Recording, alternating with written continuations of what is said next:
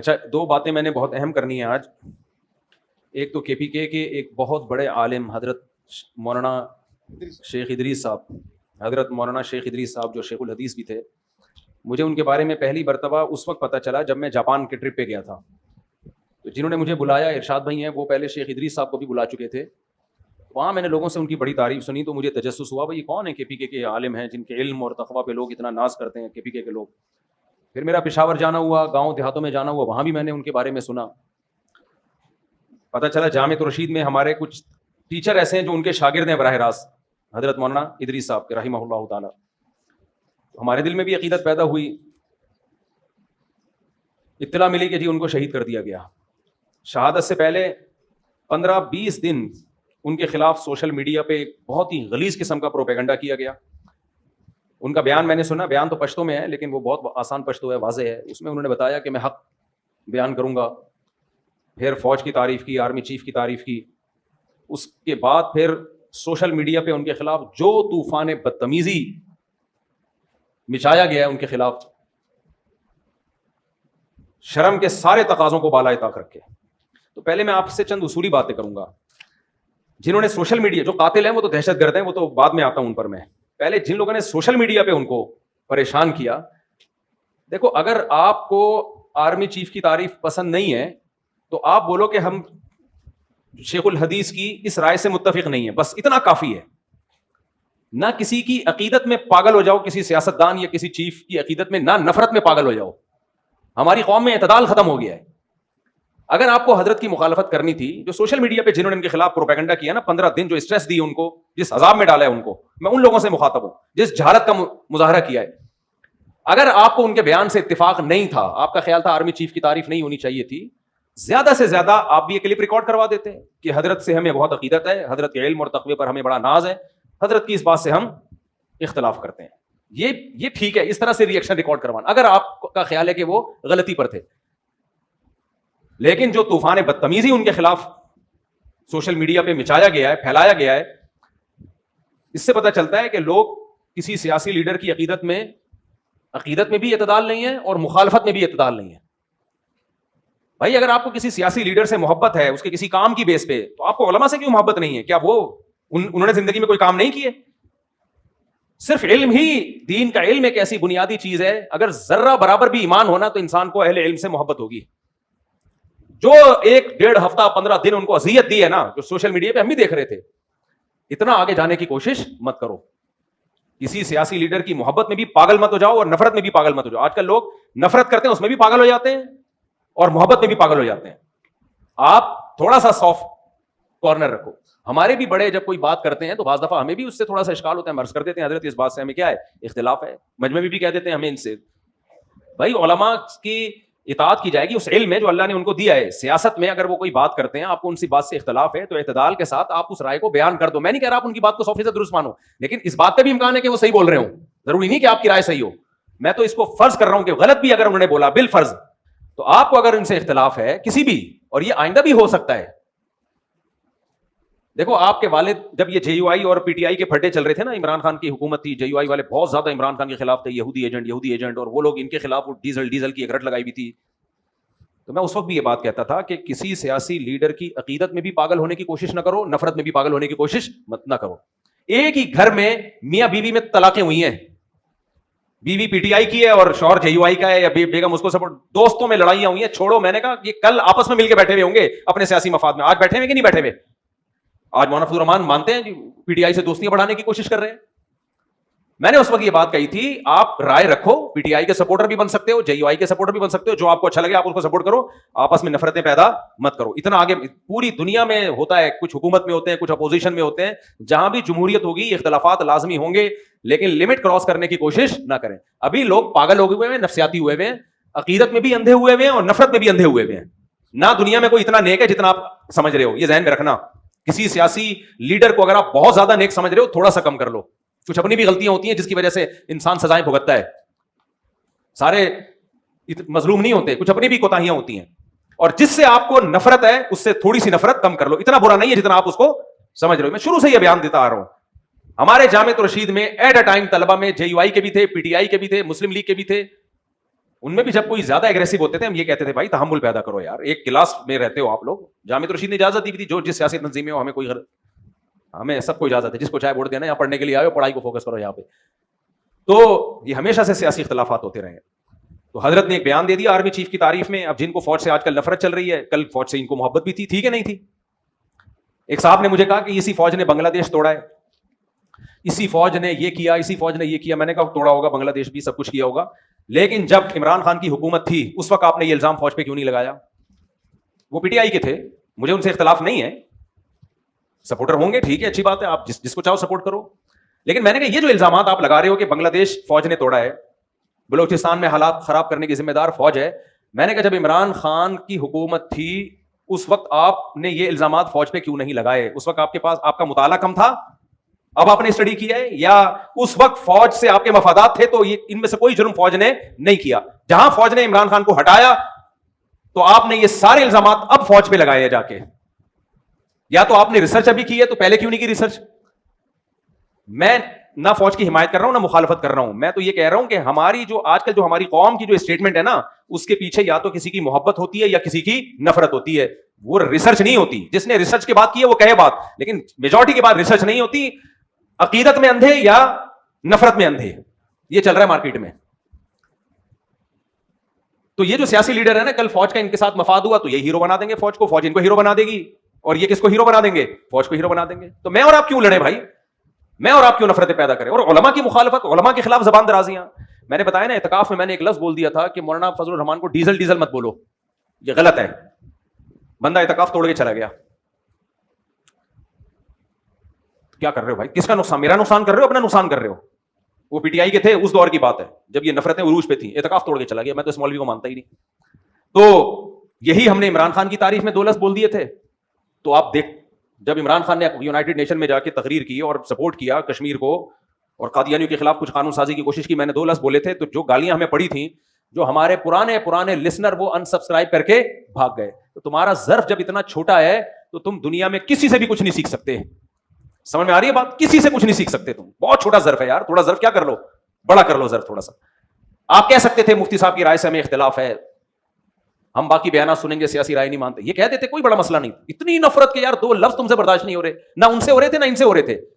میرے بھائی اتنا لمٹ کو کراس کرنے کی کوشش نہ کرو. یہی حشر کیا ہے اتنے بڑے بزرگ, نہ ان کی داڑھی کا خیال کیا, جو سوشل میڈیا پہ جنہوں نے ان کے خلاف پروپیگنڈا کیا, میں ان کی بات کر رہا ہوں. انہوں نے 2 لفظ بول دیا آرمی چیف کی تعریف میں, فوج کی تعریف میں, تو کیا ان کے خلاف پہلے سوشل میڈیا پہ زہریلا جو جاہلوں نے جو کچھ کیا ان کے ساتھ, پھر اس کے بعد جو دہشت گردوں نے ان کو شہید کیا ہے, وہ تو انف ہو گیا. اور یہ شہید کیوں کیا؟ ان کی شہادت سے ایک چیز سمجھو. اکثر لوگ جب کوئی فوج کی تعریف کرتا ہے نا, لوگ اس کو درباری سرکاری موت سے ڈرنے والا کہتے ہیں. میں نے 1-1.5 مہینے پہلے بیان دیا تھا, اس وقت جو فوج کی مخالفت کرے اس کی زندگی کو کسی سے خطرہ نہیں ہے. سوشل میڈیا پہ مخالفین بھرے ہوئے ہیں. اس وقت جو پاکستان کو سپورٹ کرے گا اور فوج کی حمایت, میں عاصم منیر کی یا آرمی چیف کی بات نہیں کر رہا, چیف ایک شخص ہے, اس سے آپ کو نفرت بھی ہو سکتی ہے, آپ کو محبت بھی ہو سکتی ہے. آرمی کے چیف آتے جاتے رہتے ہیں, کوئی تعریف کرے گا کوئی برائی کرے گا, ہمیشہ سے ہوتا رہا ہے. وہ تو ہماری بھی ایک رائے ہے, لیکن ایز اے ادارہ جو فوج کی حمایت کرے گا اس کی زندگی کو خطرہ ہے. اور آج آپ نے اپنی آنکھوں سے دیکھ لیا.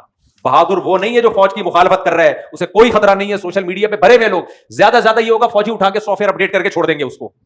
بہت سے لوگ مخالفت کر رہے تھے, فوجی نے اٹھایا سافٹ ویئر اپڈیٹ کیا, ونڈو چینج کی, پرانی ونڈو ڈلی ہوئی تھی, نئی ونڈو ڈالی, تو وہ تو پھر اب یہ بول رہے ہیں الیکشن میں دھاندلی بالکل بھی نہیں ہوئی تھی. وہ اتنے اپڈیٹ ہو گئے کہ وہ اتنے تو یعنی بہت ہی اپڈیٹ ہو گئے نا, وہ ان کے ایسے سافٹ ویئر اپڈیٹ ہوئے. زیادہ یہ کریں گے نا, وہ مار کے تھوڑی پھینکیں گے. کتنے صحافیوں کو مار دیا بھائی, بہت سے صحافی ہیں بول رہے ہیں فوج کے خلاف, کچھ بھی نہیں ہو رہا ان کو. اس وقت زندگی کو اس کے خطرہ ہے جو مذہبی اسکالر پاکستان کی حمایت میں یا فوج کی حمایت میں بولے گا. کیونکہ یاد رکھو پاکستان, وہ جو یہ جو اسلام دشمن طاقتیں ہمارے خلاف ہے نا, یہ ہماری آرمی کے خلاف ہیں. ان کو پتا ہے پاکستان بچا ہوا آرمی کی وجہ سے ہے. سیاسی لیڈروں کے پاس بھی فورس تھوڑی ہے. کباب میں ہڈی, جو ملک بچانے میں سب سے بڑی ہڈی کون ہے؟ وہ فورسز ہے ہماری, چاہے وہ آرمی ہو, چاہے وہ ایئر فورس ہو, چاہے وہ نیوی ہو. تو اس لیے جو فورسز کی مخالفت کرے گا بین الاقوامی طاقتوں کی آنکھ کا تارا ہوگا. وہ جو حمایت کرے گا اس کی جان کو خطرہ ہے. اور آج آپ نے کے پی کے میں دیکھ لیا, شیخ الحدیث مولانا ادریس کی شہادت کے بعد جب انہوں نے کھل کے پاکستان اور پاکستان کی فورسز کی حمایت کی ہے, ان کو شہید کر دیا گیا. میں سمجھا پا رہا ہوں اپنی بات؟ تو اس لیے اس وقت جو حمایت کرے گا وہ بہادر ہے, وہ ڈرتا نہیں ہے. انہوں نے کہا کہ میں ڈرتا نہیں ہوں کسی سے, اور انہوں نے ثابت کر دیا کہ میں بہادر ہوں. ان کو تھریٹس تھیں, ان کو خطرات تھے. تو ایک پیغام تو ہمیں یہ ملا, دو پیغام. پہلا, کسی عالم کی رائے سے, سیاسی رائے سے آپ اختلاف کرو تو اس عالم کی شان میں توہین بولو مت کرو. اختلاف کرنے کا آپ کو حق ہے, توہین کرنے کی اللہ نے آپ کو اجازت نہیں دی ہے. یہ بہت بڑا جرم. اس کا اگلے کی سفید داڑھی کا تو خیال کرو, اس کی عمر کا تو خیال کرو. دوسرا, اس وقت جو فورسز کی حمایت کرے گا بہادر وہ ہے, کیونکہ عوام سے بھی گالیاں پڑ رہی ہیں اور زندگیوں کو بھی خطرہ ہے. مخالفت کرو, سب کہیں گے سلوٹ کریں گے, سلام کریں گے, بہادر کا خطاب دیں گے آپ کو, اور یہ آپ نے اپنی آنکھوں سے دیکھ لیا. تیسری چیز, کراچی میں کتنے علماء شہید ہوئے. حضرت مولانا اسلم شہوری شہید رحمۃ اللہ علیہ, مولانا یوسف الحنوی شہید ہوئے. ایک سلسلہ چلا تھا کراچی میں علماء کی شہادتوں کا. مفتی نظام الدین شہید ہوئے. مولانا اسلم شہوری صاحب مجھے رحمہ اللہ تعالیٰ کی شہادت سے پہلے مجھے یاد ہے ہمارے استاذ ان کو سمجھا رہے تھے کہ حضرت کوئی گارڈ کا انتظام کریں, کوئی سیکیورٹی رکھیں. اس وقت ان کے درس قرآن بڑے ہٹ ہو رہے تھے. ہمارے ایک استاذ نے ان کے ہاتھ جوڑے کہ خدا کے لیے کوئی سیکیورٹی کا انتظام کریں. آپ ہمارے پاس ایک واحد سرمایہ ہیں جن کے اس وقت نا www.darsequran.com یہ درس قرآن کی سب سے بڑی ویب سائٹ تھی. بہت اس کو پروموٹ کیا الحمدللہ ان کے شاگردوں نے, ان کے خادموں نے. سیکیورٹی کا انتظام نہیں کیا. ہمارے ایک استاذ مجھے یاد ہے ان کے پاؤں پکڑ رہے تھے, حضرت کو سیکیورٹی کا انتظام کریں, اپنے شاگردوں سے کہیں سیکیورٹی دیں آپ کو, کیونکہ آپ کے درس قرآن انہیں آپ کو یہ دہشت گرد شہید کر دیں گے, ہم ایک بہت بڑے سرمایے سے محروم ہو جائیں گے. میں بیٹھا ہوا تھا, ہمارے ایک استاذ ان کو سمجھا رہے تھے, اور 2 ہفتے بعد اطلاع کہ ان کو شہید کر دیا گیا. پاؤں سے معذور عالم کو شہید کیا گیا. مفتی نظام الدین صاحب کی شہادت ہوئی ہے, کوئی سیکیورٹی کا مضبوط انتظام بولو نہیں تھا. مولانا یوسف الحنوی شہید رحمۃ اللہ علیہ گھر سے باہر نکلے, کوئی گارڈ نہیں, کوئی انتظام نہیں. ایک بندہ آیا اور سر پہ گولی مار کے چلا گیا. مولانا عادل شہید رحمۃ اللہ علیہ, کوئی سیکیورٹی کا انتظام نہیں. دارالعلوم کرنگی سے کانفرنس اٹینڈ کر کے آ رہے ہیں, ایک بندہ آیا اور گاڑی میں بیٹھے بیٹھے سر پہ گولی مار کے چلا گیا. اس کے بعد تو عبرت حاصل ہونی چاہیے کہ نہیں ہونی چاہیے. یہ سارے کراچی میں شہید ہوئے ہیں. KPK میں کتنے علماء شہید ہو چکے ہیں آپ دیکھو, دہشت گردوں کے ہاتھوں. ایک طویل سلسلہ ہے. تو یہ ان علماء پر نہیں, ان کے شاگردوں پہ سوال اٹھ. دیکھو اصل تو ذمہ داری ہے حکومت کی کہ حکومت ان علماء کو سیکیورٹی دے. تو کیا آپ حکومت سے امید رکھتے ہو کہ اپنی ذمہ داری پوری کرے گی؟ ہے بھائی, سارا ٹائم حکومت کو گالیاں دینے میں ضائع کرنے سے بہتر نہیں ہے کہ اپنا کوئی انتظام کر لو؟ تو کیوں نہیں ان کے شاگردوں نے ان کے لیے سیکیورٹی کا انتظام کیا؟ جب سوشل میڈیا پہ ان کو برا بھلا بھی کہا جا رہا ہے, گالیاں پڑ رہی ہیں, تو اندازہ ہو جانا چاہیے کہ دشمنی بڑھ گئی ہے. کوئی انتظام نہیں ہے علماء کی گارڈ کا, کوئی سیکیورٹی. گورنمنٹ کو گالیاں دینے سے کچھ بھی نہیں ہوگا. حکومت, پہلی ذمہ داری میں بتا رہا ہوں کہ حکومت کی ہے, گورنمنٹ کی ہے کہ وہ ان علماء کی حفاظت کریں.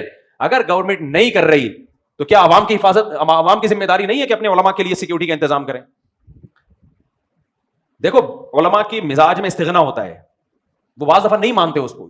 عوام کی ذمہ داری ہے, ان کے مریدوں کی, ان کے شاگردوں کی ذمہ داری ہے. بولے آپ کے گارڈ ہوں گے, آپ چاہو یا نہیں چاہو. آپ کا باپ جب بیمار ہوتا ہے, ڈاکٹر کہتا ہے کہ ان کو یہ دوا کھلانی ہے ورنہ ان کا بلڈ پریشر شوٹ کر جائے گا, برین ہیمریج ہو جائے گا. ابا دوا نہیں کھا رہے ہو, آپ گن پوائنٹ پہ کھلاؤ گے ان کو. اگر آپ کو ابا سے محبت ہوگی, اگر آپ کو ابا سے محبت ہوگی, آپ کو اپنے بچے سے محبت ہوتی ہے, وہ ٹیکا نہیں لگوانے دے رہا, آپ زبردستی اس کے کولے میں ٹیکے گھسیڑتے ہو کیونکہ آپ کو بچے سے کیا ہے محبت. وہاں آپ یہ نہیں کہتے میں اللہ پہ توکل کروں گا, بیماری بھی اللہ کے ہاتھ میں, شفا بھی کس کے ہاتھ میں, اللہ کے ہاتھ.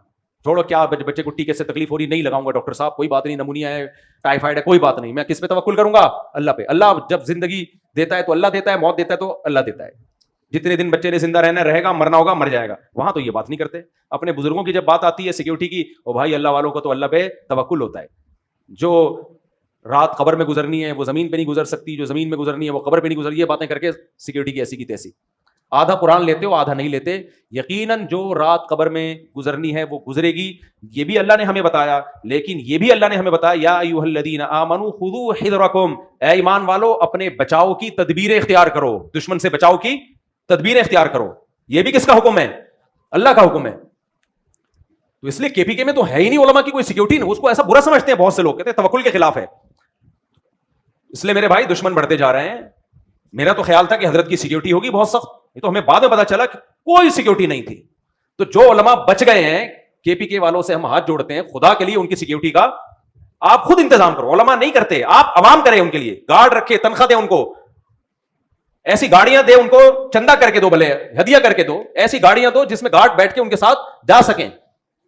حضرت مفتی تقی عثمانی صاحب کے پہلے ایک اٹیک ہوا, اللہ نے بال بال بچایا ان کو. اس کے بعد ان کے مریدوں نے بلٹ پروف گاڑی کا ان کے لیے انتظام کیا. حادثے کے بعد انتظام کر رہے ہو بھائی, انتظام حادثے سے پہلے ہونا چاہیے. تو اللہ نے بچا لیا, اللہ ان کو اور لمبی زندگی دی. اس کے بعد بلٹ پروف گاڑی کا انتظام ہوا ان کے لیے. تو اس لیے چاہے پنجاب کے علماء ہوں, KPK کے علماء ہوں, سندھ کے ہوں, بلوچستان کے ہوں, ان کو سیکیورٹی دینا پہلے تو حکومت کی ذمہ داری ہے. حکومت یہ ذمہ داری پوری نہیں کرتی تو حکومت پہ زندگیوں کو بھینٹ نہیں چڑھایا جائے گا. عوام کی ذمہ داری, ان کے شاگردوں کی ذمہ داری ہے. بجائے اس کے کہ گارڈ دیں, الٹا اعتراض کر رہے ہوتے ہیں, یہ تو گارڈ لے کے گھومتے ہیں, ان کو تو اللہ پہ توکل ہی نہیں ہے. دیکھو موت آنی ہوگی, گارڈ کے ساتھ بھی آئے گی, لیکن ہم اسباب کے مکلف ہیں. ہمیں اللہ نے حکم دیا ہے. نبی صلی اللہ علیہ وسلم سے ایک صحابی نے آ کے پوچھا, یا رسول اللہ میں اونٹ کے پاؤں میں رسی باندھوں حفاظت کے لیے یا اللہ پہ توکل کر کے چھوڑ دوں اس کو؟ نبی نے فرمایا شد عقالہ وتوکل علی اللہ, پہلے رسی باندھو اس کے بعد اللہ پہ توکل کرو. تو علماء کی حفاظت کے لیے پہلے گارڈ کا انتظام کریں, اس کے بعد اللہ پہ توکل کریں. تو ابھی کوئی انتظام نہیں ہے, تو اس لیے یہ بہت بڑا المیہ ہے, بہت بڑا سوال ہے. یہ انتظام ہونا چاہیے علماء کے لیے. اللہ تعالیٰ حضرت شیخ الحدیث مولانا ادریس رحمہ اللہ تعالیٰ کی شہادت اللہ قبول فرمائے. جانے والا تو چلا گیا اور ان کے تو اعمال بھی اچھے تھے, حلیہ بھی شریعت کے مطابق. KPK میں جب KPK گیا ان کے بارے میں معلومات لی, جب زندہ تھے وہ, تو جتنے علماء سے میں ملا سب ان کی تعریف کر رہے ہیں, کوئی بالواسطہ کوئی بلا واسطہ ان کا شاگرد. جیسے مفتی حسن جان تھے نا رحمہ اللہ تعالیٰ, جتنے علماء ہیں سب کے سب ان کے شاگرد ہیں. یہ حضرت مفتی حسن جان کے داماد تھے حضرت مولانا ادریس, وہ بھی شہید ہوئے, یہ بھی شہید ہوئے. ان کی بھی حفاظت کو کوئی انتظام نہیں اور مولانا ادریس کی حفاظت کا بھی کوئی انتظام. تو یہ تو غلط بات ہے نا. حکومت کو برا بھلا کہتے رہیں گے, تو حکومت کو کہنے سے کہ آپ کی حفاظت تھوڑی ہو جائے گی. حکومت کی صحت پہ یاد رکھو کوئی اثر نہیں پڑتا. جب گورنمنٹ کو برا بھلا کہتے ہیں ہنستے ہیں, بولتے ہیں ان کو دیکھو حکومت پہ کوئی اثر نہیں پڑتا بھائی, ان کا تھوڑی کوئی نقصان ہوا ہے. کوئی عالم شہید ہو جائے تو ان کا کیا نقصان ہوا ہے, اس کچھ بھی نہیں ہوتا ان کا. اور شہید بھی ملک کی محبت میں, ملک کے فیور میں بات کی تھی. اس میں تو حکومت کی ڈبل ذمہ داری بنتی تھی کہ آپ کے ملک کے لیے انہوں نے بات کی ہے, فورسز کے لیے انہوں نے بات کی ہے جو کوئی نہیں کر رہا, ہمت کی ہے, تو آپ کو تو آٹومیٹکلی ان کو سیکیور کرنا چاہیے. تو حکومت نہیں کر رہی, عوام بھی نہیں کر رہی, تو ہم تو پھر دونوں ہی برابر ہو گئے.